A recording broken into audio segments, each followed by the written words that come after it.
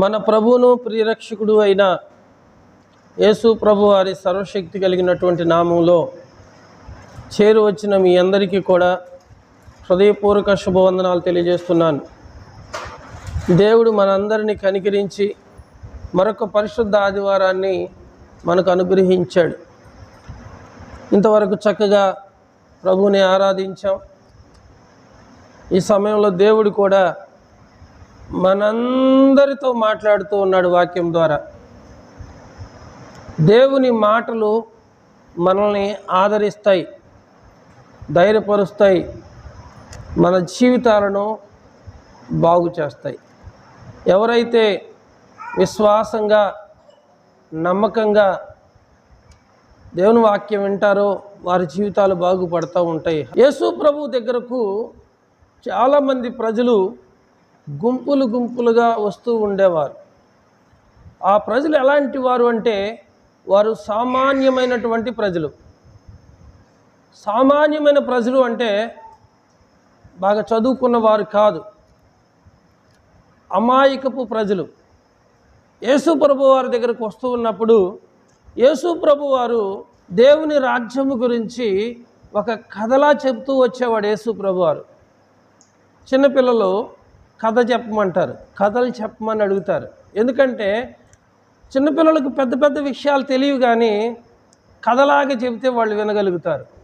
అలాగే యేసు ప్రభు దగ్గరకు వస్తున్నటువంటి ప్రజలందరూ కూడా వయసులో పెద్దవారేమో కానీ వారు అమాయకపు ప్రజలు, అంత సామాన్యమైనటువంటి ప్రజలు.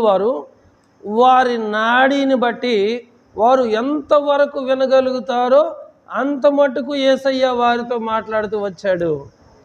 వారికి అర్థమయ్యేలాగిన మాట్లాడుతూ వచ్చాడు. అర్థం కాని మాటలు యేసు ప్రభు వారు మాట్లాడలేదు.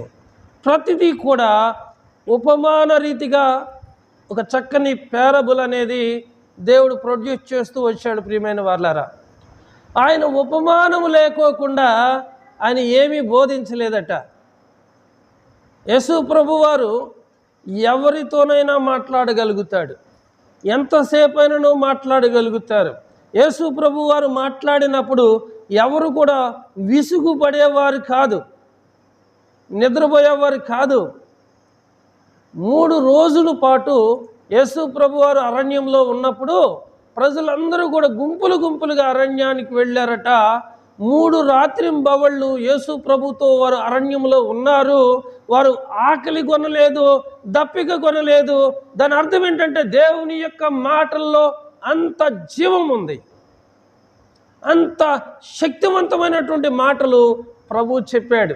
ఎలాంటి వ్యక్తినైనా ప్రభు ఆకర్షించగలుగుతాడు, ఎలాంటి వ్యక్తినైనా దేవుడు మార్చగలుగుతాడు. దేవుడు చేయలేని కార్యం భూమి మీద ఏది కూడా లేదు. ప్రియమైన వారలారా, యేసు ప్రభు వారి దగ్గరకు చాలామంది ప్రజలు వస్తున్నటువంటి తరుణంలో యేసు ప్రభు వారు వారికి ఒక చక్కని ఉపమానం చెప్పాడు. ఆ ఉపమానం గురించి మాట్లాడటానికి పరిశుద్ధాత్ముడు నన్ను ప్రేరేపిస్తూ ఉన్నాడు కనుక చాలా జాగ్రత్తగా దేవుని మాటలను ఆలకించి ఆశీర్వదించబడండి. ఆయన మరి ఒక ఉపమానము వారితో చెప్పెను. అన్ని ఉపమానాలు చెప్తూ ఉన్నాడు, మరి ఒక ఉపమానం కూడా వారితో చెప్పాడు. పరలోక రాజ్యము ఎలా ఉంటుంది? పరలోక రాజ్యానికి అనుకూలముగా ప్రభు మాట్లాడుతున్నాడు. తన పొలములో మంచి విత్తనములు విత్తిన ఒక మనుషుని పోలి ఉన్నది. మనం వ్యవసాయం చేయటం ప్రారంభించినప్పుడు ముందుగా పొలం చదును చేసుకుంటాం. తర్వాత ఆ పొలములో విత్తటానికి మంచి విత్తనాలను విత్తుతావు, ఏవి పడితే ఈ విత్తవు. అసలు నీ పొలంలో ఏ పంట వేయాలి అని ముందు ఆలోచిస్తావు. మిరప వేయాలా, పత్తి వేయాలా, వరి వేయాలా, శనగ వేయాలా, మరొక వ్యవసాయం, మరొక పంట ఏదైనా సరే నీకు నచ్చిన పంటని నీ పొలంలో ఖచ్చితంగా వేస్తావు. అయితే ఆ పొలంలో వేసే పంట ఎలాంటి విత్తనములు అయ్యి ఉండాలంటే మంచి విత్తనములను చూస్తావు. మంచి విత్తనాలు సెలెక్ట్ చేసుకుంటాడు ఆ ఫార్మరు, ఆ రైతు. ఆయన మంచి విత్తనములను ఏర్పాటు చేసుకొని ఆ పొలంలో ఆ విత్తనాలని చల్లాడు, గోధుమలు చల్లాడు. రైతు తన పొలములో మంచి గోధుమ విత్తనాలను చల్లాడు. చల్లి ఏం చేశాడంటే తన పొలమును కాపాడటానికి కొంతమంది కాపలా వాళ్ళని పెట్టాడు. ఈ కాపలా వారు నిద్రపోతూ ఉన్నారు. మేల్కొని కాపాడాల్సినటువంటి కాపరులు నిద్రపోతున్నటువంటి సమయంలో శత్రువు వచ్చాడు. శత్రువు వచ్చి ఆ గోధుమల మధ్యన గురుగులను విత్తిపోయాడు. చూసారా? శత్రువు ఎప్పుడు వస్తాడు అంటే అందరూ ఉన్నప్పుడు రాడు, మెలకుగా ఉన్నప్పుడు రాడు. శత్రువు మనల్ని మోసగించడం కోసం వాడు ఎప్పుడెప్పుడా అని ఎదురు చూస్తూ ఉంటాడు.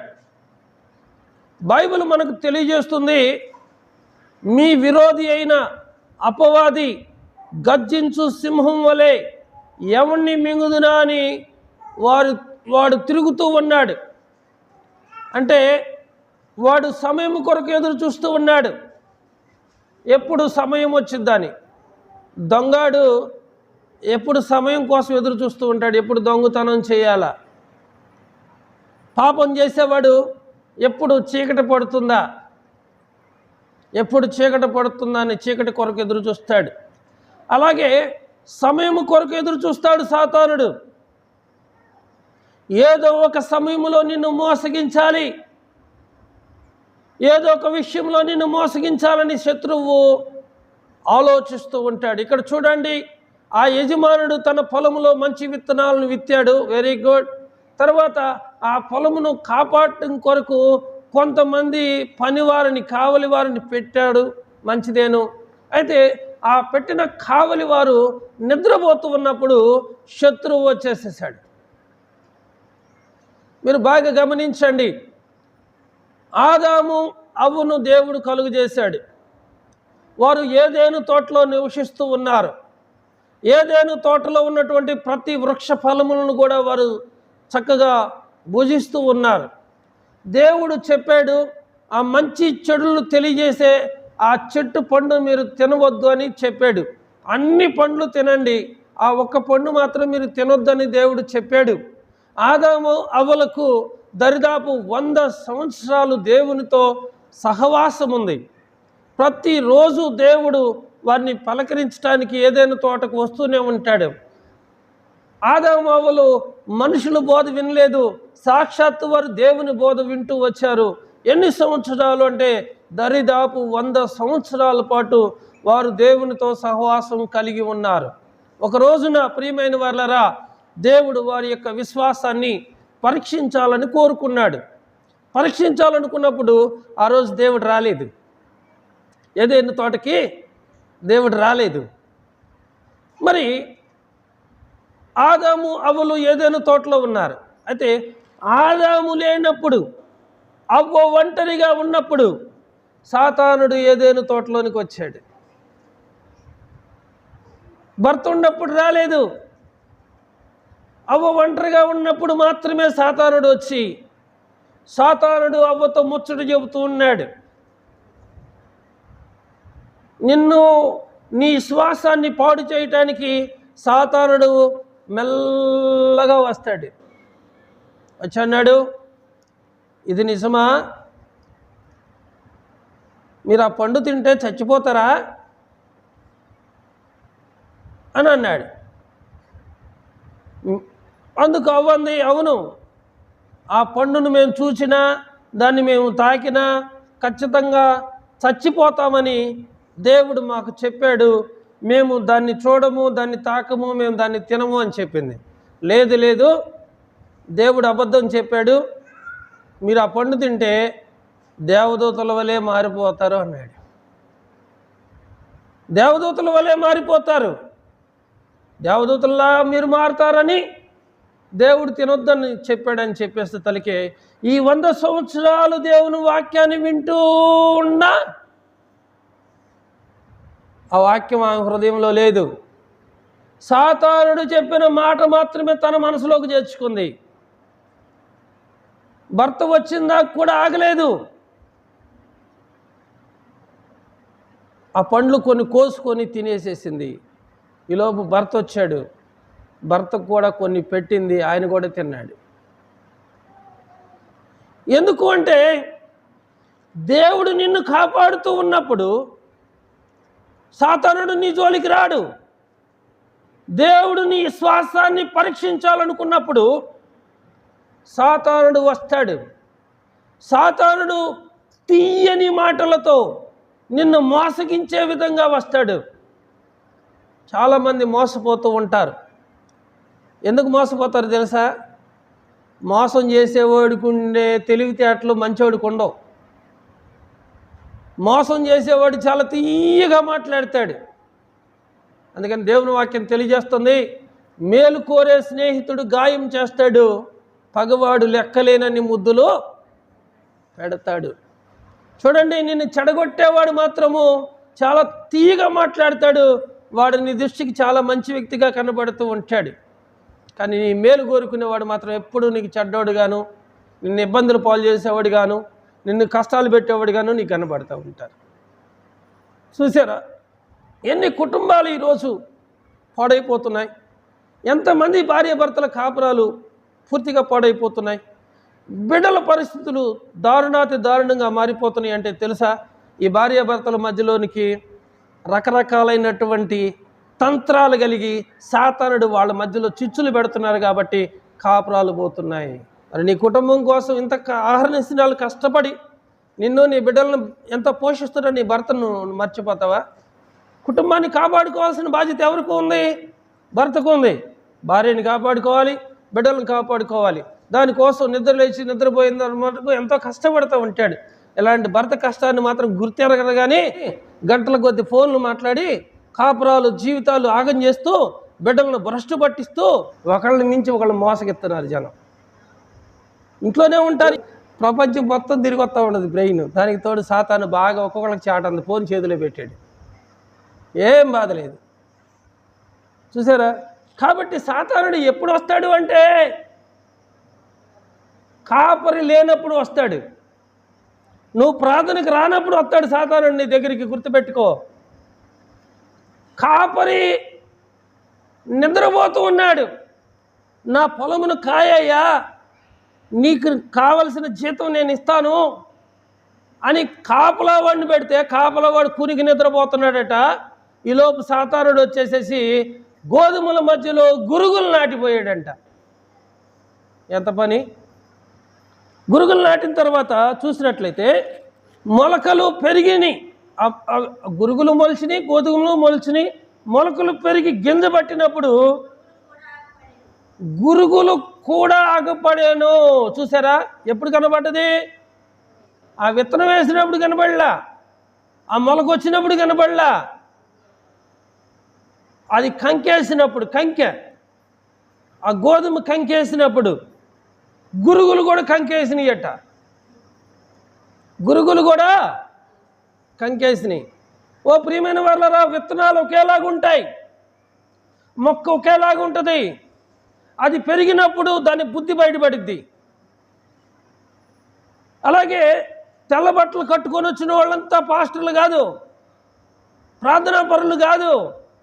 ఎవరు మాటలు పడితే వాళ్ళ మాటలు మనం వినొద్దు.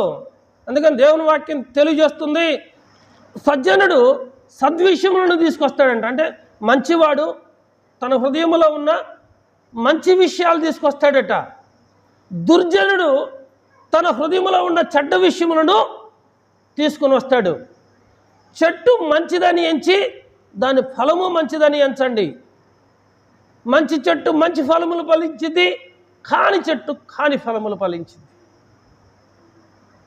మంచి చెట్టు మంచి ఫలములే ఫలించింది, కాని చెట్టు ఏం ఫలించింది? కాబట్టి దుర్జనుడు చెడ్డ విషయాలు హృదయంలో తీసుకొస్తే సజ్జనుడు సద్విషయములు మంచి విషయాలు హృదయంలో నుంచి తీసుకుని వస్తున్నాడు. ఏది నీకు మంచి విషయమో ఆలోచించు, ఏది నీకు మంచి విషయమో ఆలోచించు. నువ్వు పెట్టినా పెట్టకపోయినా, నువ్వు బట్టలు ఇచ్చినా ఇయ్యకపోయినా, నువ్వు సరిగా చూసుకున్నా చూసుకోకపోయినా, నీకు బిడ్డలను కానీ నీ కుటుంబ మర్యాదలు కాపాడుతూ నీవే సర్వస్వంగా భావించుకున్నటువంటి భార్యను పక్కన పెట్టి ఎవరో తిన్నావా అని అడిగారు, భోజనం చేసావా, ఏది ఒక మాట, ఇక మాటమ్మట మాట మాటమ్మట మాట మాటమ్మట మాట పెంచుకుంటూ రోజు అదేంది చుక్క చుక్క చుక్క చుక్క పెద్ద విషయం అయింది. సాధారణుడు ఒక్కసారి చంపుకోకుండా రోజుకు కొంచెంగా చంపుతాడనమాట. ఇక్కడ చూడండి, గోధుమలు చేలో గురుగులను నాటిన శత్రువు చూస్తే కనుక అవి పెరిగి పెద్దవైన గింజ పట్టినప్పుడు వాటి బుద్ధి బయటపడింది. సాధారణ చేంజ్ చేసింది, గురుగులు ఇత్తింది, ఆడి బతుకు బయటపడింది. తర్వాత ఆ ఇంటి యజమాని దాసులు అతని దగ్గరకు వచ్చి, అయ్యా నీవు నీ పొలంలో మంచి విత్తనములు విత్తితివి కదా, అందులో గురుగులు ఎక్కడి నుండి వచ్చినవని అడిగారు. బాగా అర్థం చేసుకోండి.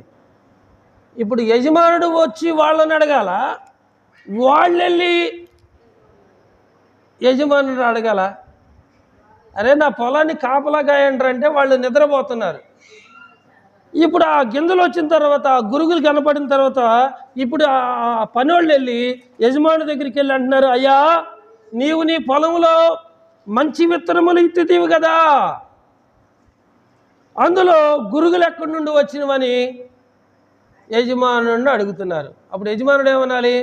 ఇక్కడ యజమానుడు తప్పేం చేయలే, కాపలా వాళ్ళని సైతం పెడితే కాపలా వాళ్ళు వచ్చి అడుగుతున్నారు, యజమానుడా నీవు నీ పొలంలో మంచి విత్తనాలే విత్తావు కానీ ఈ గురుగులు ఎక్కడి నుండి వచ్చినవని అడిగారు. అడిగినప్పుడు ఇది శత్రువు ఎప్పుడు కూడా మనల్ని నష్టపరుస్తాడు.